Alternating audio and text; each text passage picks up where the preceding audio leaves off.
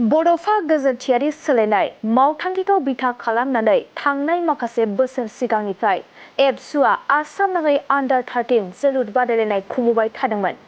आन्डार 13आव गेलेनाय साफ्रोमबो गेलेगिरिफोरखौ हादरारि आरो माहारियारि थाखोआव गेलेहोनो थांखिजों दुलाराय बर' फरायसा आफादा आफादनि 50थि थान्दै जखनथाइनि गेजेरजों बड'फा एफसि दानो थांखि लादोंमोन आरो बै थांखि बायदियैनो रायमनायाव जानाय एबसुनि स्पेसियेल कन्भेन्सननि गेजेरजों बेखौ आबुङै दाफुंनाय जादोंमोन।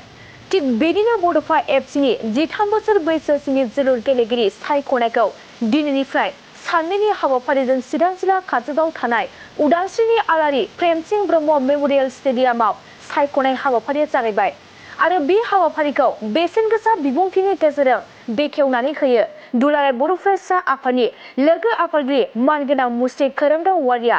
लोगोसे बे हाबाफारियाव आसाम नाङै गं 14निबो बांसिन जिल्ला एबसुआ बाहागो लाफैदों।